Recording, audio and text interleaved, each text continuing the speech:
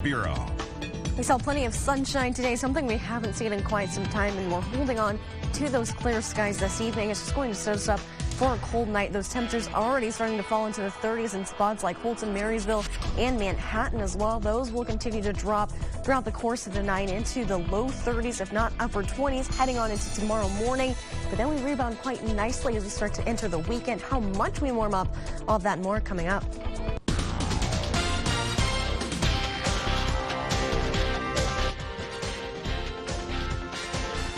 Good evening and thanks for joining us for Fox 43 News at 9. I'm Mackenzie Davis. We're just 5 days out from Election Day now. Already hundreds of thousands of Kansans have voted either by going early to polling places or with a mail-in ballot. If you're voting by mail, it must have a postmark of November 3rd, but the Secretary of State's office says if you're voting by mail, you should send back your ballot a week in advance to make sure it gets in by the deadline of 3 days after Election Day. Now, obviously, that suggestion has passed. So what if you haven't sent your mail-in ballot in yet? Is it too late? Our Capitol Bureau reporter Rebecca Chung explains what you should do to make sure your ballot is in on time so your voice can be heard. Mail or drop box? A question some voters may have to think about if they're advance voting this election. For avid voter Vince Munoz, the decision was easy. After Munoz mailed his ballot a week before Election Day in last year's local election, he got a letter back with some bad news. His ballot would not be counted. When I found out that it hadn't been counted, I was obviously pretty disappointed. It just seemed so strange that it didn't arrive on time. Munoz usually votes in person. Last year he moved before he could register in another county. He says more guidance would have been helpful at that time. Election and USPS officials recommend mailing ballots at least 1 week before the state deadline. For Kansas, that's November 6th. But is that enough time? According to the Secretary of State's office, it's important for voters to treat their ballot like a lottery ticket. While voters still have the option to mail their ballots, there are other options to think about. At this point, I wouldn't recommend mailing the mail-in ballot, but there are some other ways. The first way is to just drive it to the county elections office and hand it over to the election officials, and they will count it. Second option is to take your mail-in ballot and put it in a drop box. For Munoz, taking the ballot to a drop box this year was the best option. He says it also allows him to give others the opportunity to vote by mail if they have to. You have a mail-in ballot, and you can turn it into a drop box or in person. You're also freeing up mail space essentially for people who can't go. So it's also helping other people if you can drop off your mail-in ballot. Another thing to think about when returning mail-in ballots, make sure it's signed correctly. This way election officers can take care of it right away. And that was Rebecca Chung reporting. As we count down the days until November 3rd, remember that we are your local election headquarters. So if you want in-depth candidate profiles, information about mail-in and in-person voting, and live results on the big night, we've got you covered. You can find everything on fox43topeka.com/elections. This year, Kansas voters are expected to set records as they cast their ballots. The Kansas Secretary of State's office says that's because there's a high number of newly registered voters and mail-in ballots being used more than ever. The August primary also showed turnout was much higher than projections. 70% of 1.9 million registered voters in Kansas are expected to vote by Tuesday. But just because more people are voting, the Secretary of State says it doesn't mean you'll be stuck in line for hours.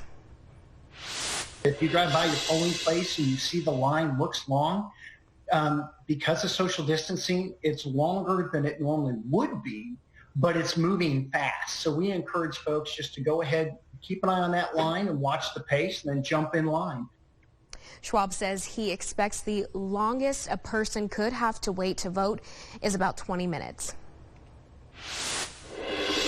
Your choice of who will represent you in the State House could have big consequences this year. Republicans currently hold a supermajority, or 2/3 of all the seats in the Senate legislature. But Democrats only have to gain 4 of the 165 spots to change that. Democrats say getting rid of it will help form compromises and better deals, while Republicans say it's a check on the governor. No matter who is in office, both parties say next year will be challenging because of the financial situation the pandemic has caused. The Shawnee County health officer has decided not to renew his contract with the health department. Today, Dr. Gianfranco Pizzino had made the announcement at the commission meeting. He's been the county's health officer for 14 years now. During his time, he's also held a full-time position at the Kansas Health Institute, which he will continue doing. He says personal reasons is why he's decided not to renew his contract. It's time for me to step aside, spend a little more time with my family and get some rest. I'm tired like many other people are, but I think it can be a good thing for somebody with fresh legs at the same soccer and fresh eyes to come on board and some renewed enthusiasm and energy that we are certainly going to need in the coming months and coming winter. Dr. Pizzino's contract is over at the end of the year. He says county health officials are already talking about people to replace him. With new cases on the rise, state leaders are looking to invest more money into coronavirus testing in Kansas. Today, the State Financial Council approved $45 million more for testing. The council also approved $20 million in coronavirus relief for small businesses in Kansas, a decision some leaders say is much needed. This is the first time since the pandemic started in Kansas that it's averaging more than 800 new cases a day. We are now averaging 12 deaths a day in the state, and more of those 1,000 deaths are 83% of people who are 65 years and older. In total, more than 79,000 people in Kansas have tested positive for coronavirus, while 63,000 of those have since recovered. Now, 1,008 Kansans have died after contracting the virus. After some rain late last night for our southern counties, we gave way to plenty of sunshine during the daytime. We're seeing those clear skies out there this evening as that rain system continues to push off well to our east, and we'll stay pretty quiet and clear, at least for the next couple of days. We're not going to see too much activity going on, thankfully. Not looking to see any more of that snow that we saw just a few days ago. Clear skies over Emporia, also over Manhattan as well. Not too bad of an evening, relatively quiet, but we will start to cool down as we go throughout the evening. Most of the state holding on to the 40s. Locally in northeast Kansas, a lot of our areas starting to drop into the 30s now this evening. 37 for Topeka and Clay Center. Also Council Grove, Manhattan now down to 34 with Marysville. Those temperatures will continue to drop as we go throughout the course of the night. The good news is our winds have started to back off. They were pretty breezy throughout the day. Now they're relatively calm, if not close to 10 miles an hour in spots. That's how it's going to be for the rest of the night, and that's going to help us cool down. How much we cool down before we see a rebound in our temperatures, all of that and more coming up. Space heaters and generators can be dangerous if not used correctly. With the ongoing pandemic, outdoor dining isn't going anywhere anytime soon. This means more businesses are turning to space heaters to keep customers warm as winter approaches. Fox's Scott Sheenan has the story. Firefighters say more people are turning to space heaters and generators, but with that comes potential hazards. Santa Barbara City Fire spokesman Kevin Corbett says the issue with generators is exhaust. Carbon monoxide fumes coming from using those, so we don't want you to use those inside your home. We want to use them outside, make sure it's well ventilated. Don't have any way it can get inside your home. Keep it at least 5 feet from your residence. Corbett says carbon monoxide is tasteless and odorless, and every home should have a carbon monoxide detector. When it comes to space heaters, fire is a concern and location is key. If you have a portable space heater close to combustible items, such as like under a desk, next to clothes, next to furniture, anything that's combustible gets hot, it will eventually catch fire. Firefighters aren't just concerned about space heaters at home, but also at businesses. Well, everybody would like to have one. Almost, I think we have by now we have 14 heaters. Restaurants are still forced to have most of their customers sit outside. That's why Olio A. Limon's owner, Alberto Murillo, came up with a heater spacing plan. Well, we're trying to space them out so people don't get burned. You know, it's just common sense. I mean, you know, we just have space between the tables. We have about 4 feet, 6 feet sometimes. The fire department says it's planning and common sense like this that can save lives.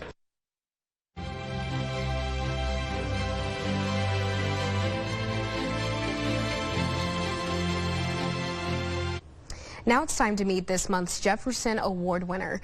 All year long, we encourage anyone watching, just like you are right now, to nominate people in Northeast Kansas who are going above and beyond to make their communities a better place.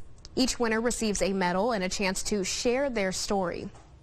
Our winner this month is Michelle Chrysler from Wamego. She's a big believer in leaving something better than you found it. As our Brooke Lennington found out, that's why she devotes so much time to making her community a better place, because there is no place like home. Wamego, Kansas, a town beaming with Wizard of Oz pride. It might not be the Emerald City, but it might as well be. They've got an Oz Museum, the Oz Winery, a yellow brick road, and a ton of Totos. It's just the most wonderful place. I mean, there's always been a history of people who care about the community. Michelle Chrysler has played a big role in making Wamego what it is today. She's called the city home for 45 years. She's served on countless committees and chairs and boards in those years, and she was part of the team that helped the city acquire 16 Toto statues.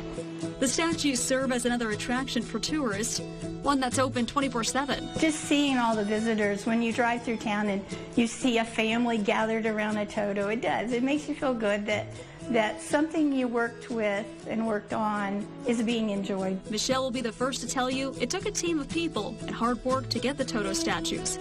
Or another way of saying it, they had the brain, the heart, and the courage to pull it off. Nothing happens by one person, however. I mean, there's the Toto committee, there's the artists, and it all would not have come together without everybody working on all that together.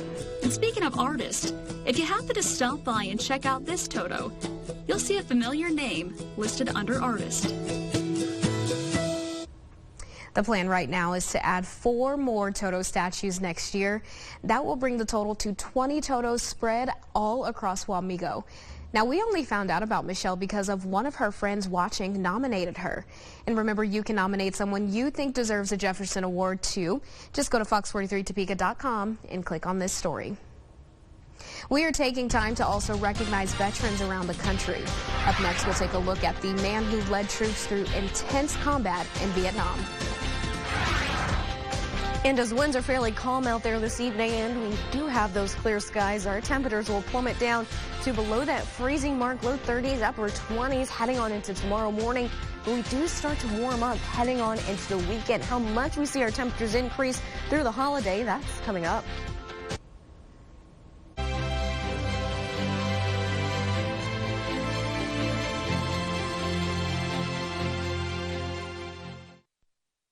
You're watching Fox 43 News at 9 with Mackenzie Davis, Chief Meteorologist Matt Miller, and Pete Francis with sports. Now, from Fox 43 News, a special presentation, Veterans Voices, honoring those who serve. An Army veteran who graduated from West Point led troops through intense combat in Vietnam, then returned to the United States to push for change. Lex Gray shares his story. It was a soldier's duties to move to the sound of the guns. During the Vietnam War, Tony Nadal's personal creed kept him moving toward the sound of guns. It was boom, boom, boom, boom. Toward enemy soldiers. They're throwing hand grenades at me. And toward his own fallen countrymen. We won't leave anyone behind. His ideals were put to the test during the Battle of Ia Drang in 1965. American troops were outnumbered by thousands. In Nadal's company, 17 of his 95 soldiers were killed. I felt personally responsible for them. When Nadal returned to the United States, he took what he learned in combat and sought to modernize the Army. At that time, he says, West Point freshmen were abused as they went through the initial plebe system. You couldn't treat a soldier like that and gain any respect from him. During his time with the Academy's psychology department, Nadal chaired a study of that plebe system. The West Point they see today is derived from that study that I chaired. In Nadal's Army career, you see a sense of responsibility, of taking care of others. He told me he'd like to see more of that in his own country. What we don't have in this country now is a sense of I am partially responsible for him. We are responsible for each other. For Veterans Voices, I'm Lex Gray. And we will actually have more stories like that one on Saturday, November 7th for our Veterans Voices special. And that will air right here on Fox 43 News at 9. And we will share stories from veterans around the nation and even right here in Northeast Kansas. So don't forget, that is Saturday, November 7th at 9:30 right here on Fox 43 News. Well, college basketball is approaching and the Big 12 preseason poll is out. Still ahead, we'll let you know where KU and K-State landed. That's coming up.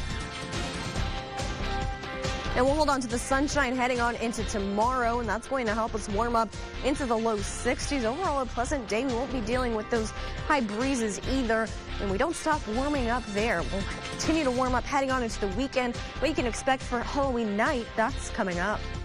Veterans Voices, brought to you by Core First Bank and Trust, Arbor Court Retirement of Topeka, and CPAP Supplies and Services.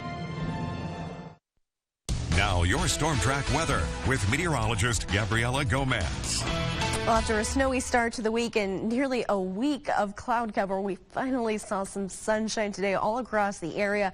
And we'll hold on to those clear skies going on throughout the night, setting us up for a cold evening, but also a pleasant day for tomorrow as we see that sunshine making a return, getting closer to where we should be for this time of year. Again, holding on to the sunshine into the weekend as well. Mild on Halloween, right around almost on the dot average temperatures expected for Halloween day itself. For a weak front, we'll move on through. Won't drop our temperatures all that much. We don't look to see those 30s return for afternoon highs, but will drop us down into the 50s as we close out our weekend. Averages for this time of year, late October, early November, usually in the 40s and 60s. Started in the 30s this morning, ended in the low 50s earlier this afternoon. Not too bad for this time of year and a lot better than those 30s that we saw just a couple of days ago. We're starting to see our temperatures fall into the 30s tonight, though. 37 in the capital city. Calm winds out there. Those dew points relatively dry in the 20s. A lot of this colder air is starting to seep in for our northeastern counties. 37 for Holton as well. Marysville right around that freezing mark. Emporia holding on to 40 on the dot. Concordia holding on to 45. A lot of us will start to really see our temperatures drop in the next couple of hours heading on into tomorrow morning. Eventually just below that freezing mark. May even see some upper 20s mixing in there, but eventually we do rebound to around 60 degrees or so, so slightly below where we should be, but really a lot better than what we have been seeing over the past week. That rain system we saw late last night continuing to push off to our east. Have some snow to our north. Not going to see that, of course, anytime soon. We stay pretty dry, even as that weak cold front moves through, heading on into Sunday. We'll stay pretty quiet for these next couple of days. Clear skies overnight tonight and through the daytime Friday and really Saturday as well. Not going to see too much activity heading through these next couple of days, even further on into Sunday as that front moves on through. Not expecting too much activity. Winds are finally starting to back off this evening after some breezy conditions earlier this afternoon. Calm to close to 9 miles an hour across the area. Notice how our northerly breezes are going to become more southerly breezes heading on into tomorrow as our wind speeds try and pick up throughout the afternoon hours, 5 to 10 miles an hour at best. And they really will start to pick up speed heading on into Saturday, where we see those breezy conditions return 10 to 15, if not 20 to 25 miles an hour through the middle part of the daytime Saturday. Eventually those northerly breezes do make a return heading on into Sunday, although they won't be nearly as strong. As far as Halloween goes itself, really doesn't look to be all that bad. Near picture perfect. We'll hold on to those clear skies starting in the low 60s for those early trick-or-treaters. The later it gets, especially after that sun goes down, those temperatures really will start to fall through the 50s and eventually into the 40s. Temperatures for Sunday afternoon, we'll see those low 50s, but overall after that we really start to warm things up. Those 60s make a return. Going to see those breezy conditions return on Wednesday, and we could get close to 70 degrees as we head on into this time next week. So not too bad of a forecast. We're not talking about snow like we were just a week ago. It's going to be a lot better. And I was just thinking how crazy we started this week off with snow and it was cold, and then we're going to see some sun again. Yeah, we finally saw that sunshine today. It felt good, right? Yeah, good old Kansas. It never fails. Yeah, never fails. I was going to say it never surprises me, but actually it does. It does. Well, stick with us. We'll be right back for our Sports Minute. You're watching Fox 43 KTMJ.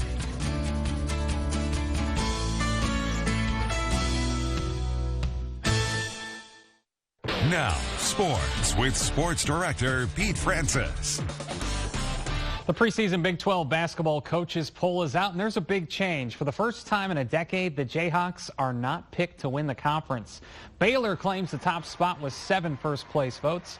KU's picked second with 3 first-place votes. K-State is picked to finish 10th for the second straight year. K-State football is ranked 16th in the polls heading into this weekend's matchup at West Virginia. The Cats currently sit in first place in the Big 12, but they've also lost 4 straight to the Mountaineers, including last season in Manhattan, a game K-State led heading into the fourth quarter. You have to let the past be the past. Even, and that's what my players would tell me, even as we look back to make sure that we don't commit the same errors, that we don't make the same mistakes. I think we have a much more mature football team, we have a much more mature secondary, and that was a part of the learning process. Kickoff from Morgantown is at 11 a.m. on Saturday. That's a look at sports. Gabby. We have a cold night ahead in those 30s overnight tonight. 60s expected for at least the next 2 days. Halloween doesn't look to be too bad itself. During the evening hours for trick-or-treating, we'll start to fall into the 50s throughout the evening. Then a weak cold front moves through, and that'll drop us into the low 50s for at least a day to close out the weekend on Sunday. But we do stay dry and relatively quiet. We hold on to the sunshine, eventually start to warm back up through the 60s, and if not, close to 70 degrees or so as we head on into about a week from now. So overall, not that bad for the next 7 days, and a lot better than that snow that we were talking about just a few days ago. All right, thanks for watching. Have a great night.